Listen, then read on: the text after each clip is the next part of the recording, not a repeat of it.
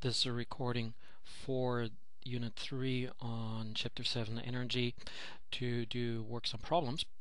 So, problem 1 is the second floor of a house is 6 meters above street level. How much work is required to lift a 300 kilogram refrigerator to the second floor level?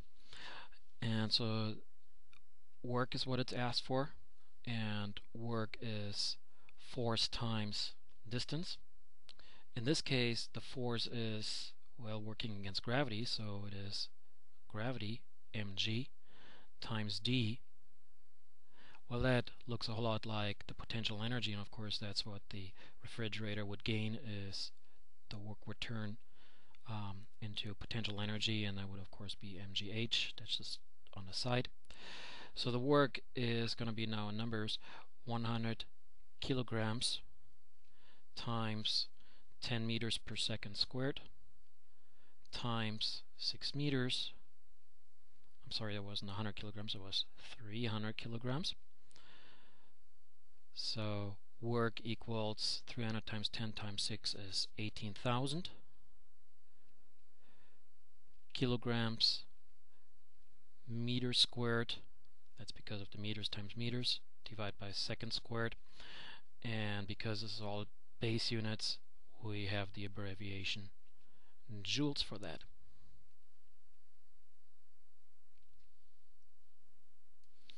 Okay, problem 2 says belly flop Bernie dives from atop a tall flagpole into a swimming pool below.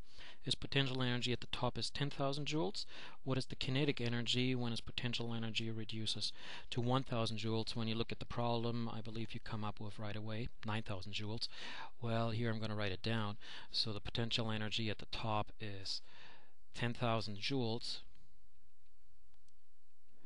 The kinetic energy on the top is 0 joules.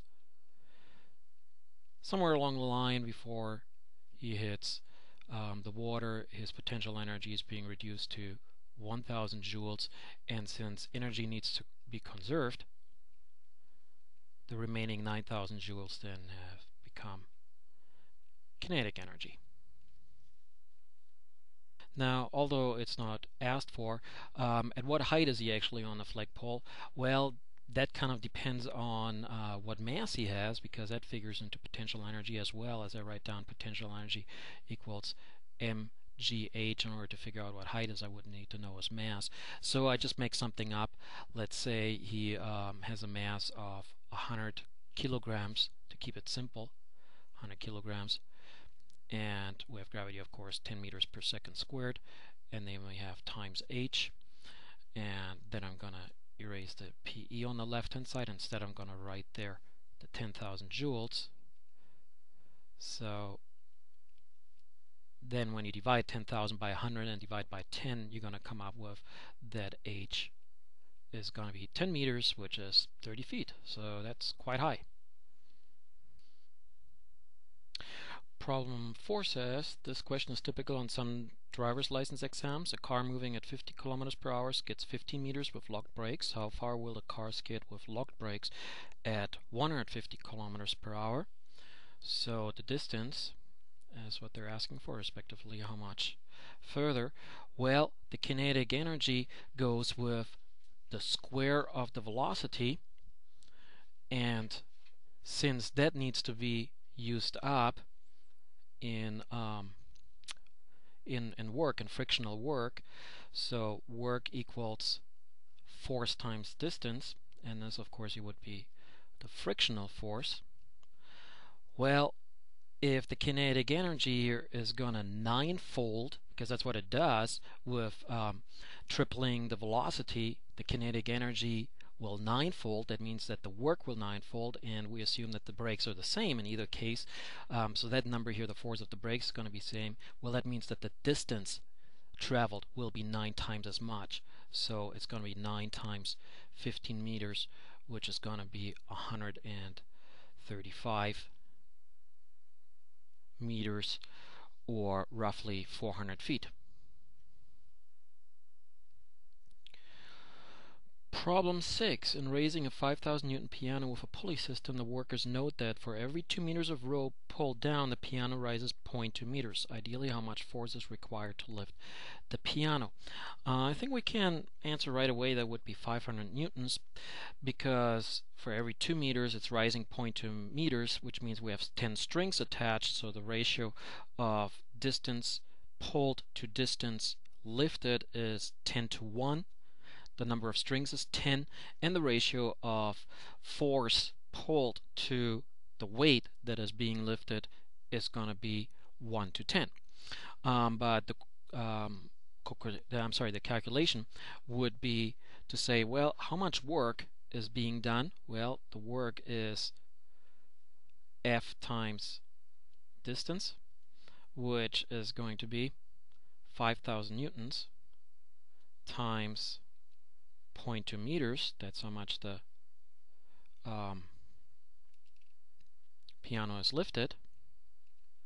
So work comes out to 1,000 Newton meters, or 1,000 joules, of course.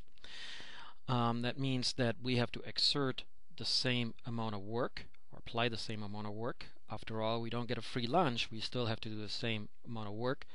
Our advantage is that we can apply less of a force, but we have to do so for a longer distance, 2 meters, and we have to come up with the same 1,000 joules.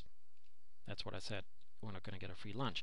So that means that we have to apply 500 newtons.